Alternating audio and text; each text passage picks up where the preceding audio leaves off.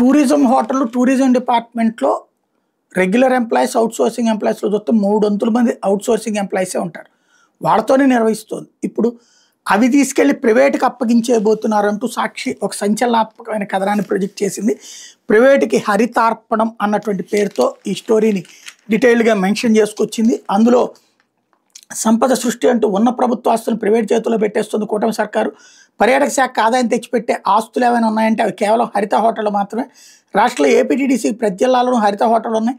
వీటిల్లో 30 హోటళ్ల operation and maintenance పేరుతో private సంస్థలకు అప్పగించేసి టూరిజం శాఖ నిర్వీర్యం చేసే దిశగా కుట్రలు పన్నుతోంది. హరిత హోటల్ను ప్రైవేట్ పరం చేసేందుకు ఈ నెల 23న కొంతమంది స్టేక్ హోల్డర్లకు ప్రభుత్వం ప్రత్యేక ఆహ్వానం అందించింది. విజయవాడ బెరం పార్క్లో గుట్టు చప్పుడు కాకుండా ఏపీటీడీసీ ఆధ్వర్యంలో సమావేశం ఏర్పాటు చేసింది. ఎవరెవరు వస్తారో ఆన్లైన్ లింక్ ద్వారా సమాచారం ఇవ్వాలంటే ఆదేశించింది. ముందుగా రిజిస్టర్ చేసుకున్న వాళ్ళని ఈ సమావేశానికి అనుమతి ఇచ్చింది.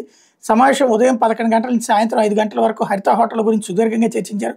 ఏ హోటల్కి ఎంత ఆదాయం వస్తుంటుంది, ఎక్కడెక్కడ ఎలాంటి వస్తువులు ఉన్నాయి మొదలైన అంశాల గురించి ఏపీటీడీసీ అధికారులు స్టేక్ హోటల్కు పవర్ పాయింట్ ప్రజెంటేషన్ ద్వారా వివరించారు. ఆపరేషన్ అండ్ మెయింటెనెన్స్ పేరుతో హరిత హోటల్ను ప్రైవేట్ పరం చేసేందుకు అధికారులు ప్రయత్నిస్తున్నారు. పర్యాటక శాఖ రాష్ట్ర వ్యాప్తంగా దాదాపు ప్రతి జిల్లాలో హరిత హోటళ్లు, రిసార్ట్లు ఉన్నాయి. ఒక్కో ప్రాజెక్టులో 50 నుంచి 60 మంది వరకు ఉద్యోగులు, కార్మికులు ఉన్నారు. వీళ్ళలో 50% మంది కాంట్రాక్ట్ ఉద్యోగులు కాగా 40% మంది అవుట్సోర్సింగ్, 10% మంది రెగ్యులర్ ఉద్యోగులు ఉంటారు.